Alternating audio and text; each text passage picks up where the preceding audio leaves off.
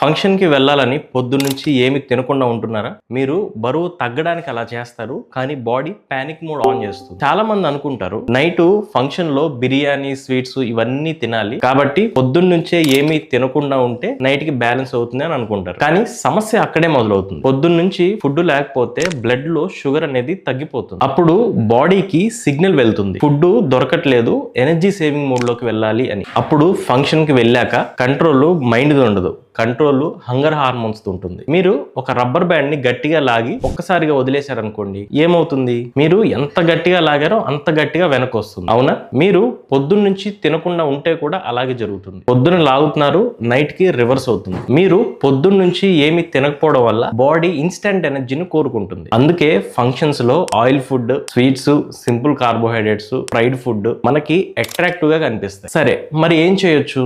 ఎలా చేస్తే మంచిది? పొద్దున్న నుంచి తింటే క్యాలరీస్ పెరుగుతాయి కదా అని మీరు నన్ను అడగొచ్చు. నేను ఏమంటున్నానంటే, పొద్దున్న నుంచి తినండి, కానీ ఎక్కువ కాదు, స్మార్ట్ గా తినండి. ఫంక్షన్ రోజు పొద్దున లైట్ గా తినండి, అది కూడా ప్రోటీన్ ఎక్కువ ఉండేలా తినండి. మధ్యాహ్నం సలాడ్ అనేది ఎక్కువగా తిని లైట్ గా టిఫిన్ లాగా లైట్ గా ఏమైనా తినండి. అయితే ఈవినింగ్ చాలా ఇంపార్టెంట్. మీరు నైట్ 7 తర్వాత ఫంక్షన్ కి వెళ్తారు కాబట్టి 5, 6 ఆ మధ్యలో సలాడ్స్ తినడం, లేదా స్ప్రౌట్స్ మొలకెత్తిన విత్తనాలు తినడం, లేదా బాయిల్డ్ ఎగ్స్ తినడం, ఇలాంటివి తినండి. అప్పుడు మీకు కడుపు ఫుల్ గా ఉంటుంది కాబట్టి మీరు తినాలన్నా, మీకు ఫుడ్ నచ్చినా ఎక్కువగా తినలేరు. సో అప్పుడు ఇష్టమైనవి అన్ని తిన్నా గానీ ఇష్టం వచ్చినట్టు తినలేరు, ఎక్కువగా తినలేరు, స్మార్ట్ గా ఉంటుంది. నెక్స్ట్ డే వెయిట్ మీద కూడా ఎక్కువగా ఇంపాక్ట్ పడదు. కాబట్టి ఫంక్షన్స్ ని మేనేజ్ చేయడం నేర్చుకోండి, ఫుడ్ మానేయొద్దు. స్మార్ట్ గా ప్లానింగ్ ఉంటే ఫుడ్ ఎంజాయ్ చేస్తూ కూడా వెయిట్ లాస్ అవ్వచ్చు. మీకు గనక ఈ వీడియో నచ్చితే కామెంట్ సెక్షన్ లో ఫంక్షన్ అని కామెంట్ చేయండి.